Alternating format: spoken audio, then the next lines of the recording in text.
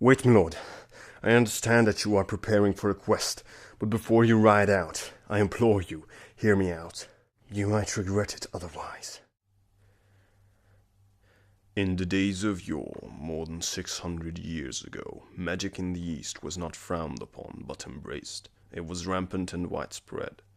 The East was ruled by the capable hands of the nobility, who always rivaled for power and fame. This was the age of warlords, as we now call it. Though always contending, they formed an assortment of independent realms, and they ruled just and fair and peacefully. But then, war came. The West, determined to unite all land under one throne, assembled their armies and marched against the East. Thinking each warlord would stand and fall individually, they hoped to bring a swift end to the conflict. But the warlords resisted. Their freedom and independence at stake, they put aside their squabbles and ceased their bickering, and for once stood as one against a common threat. During this peculiar age, many great heroes rose to fame. One of them was Ra's Sangreal. After losing the head of his family in the first battles, the Sangreal family's youngest stood up against the invaders himself.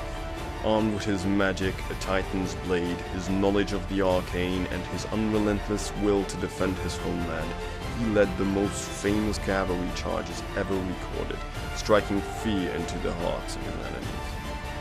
Due to his usage of storm magic, he has become to be known as the Storm Prince.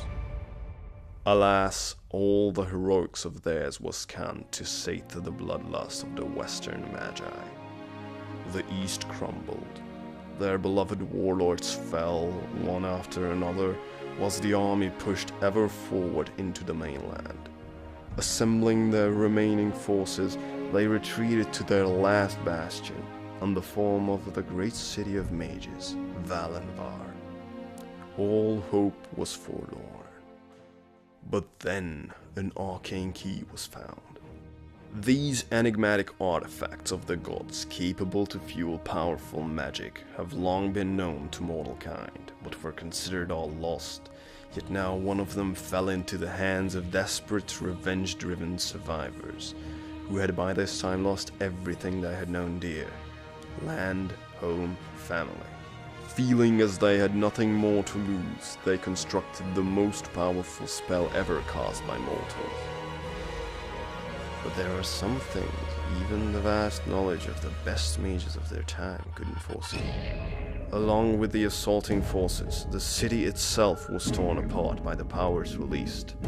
What little remained of the besieging forces fled quickly, for the malevolent forces awakened by the spell disturbed the very fabric of our plane, causing rifts and tears in it, releasing horrific creatures and demons bearing fear and death.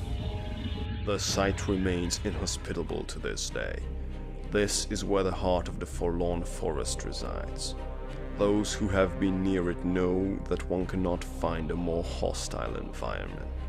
No one has ever crossed over it and lived to tell the tale, not even the best rangers or even armies. Now, why am I telling you this old wives' tale? The man you're riding out to apprehend in the name of our king? This light-footed, jovial sorcerer who was sighted in the outskirts, wielding a distinctive sword and wearing unique apparel. People say he calls himself the Storm Prince. Be extremely careful. I begin to doubt that he is known.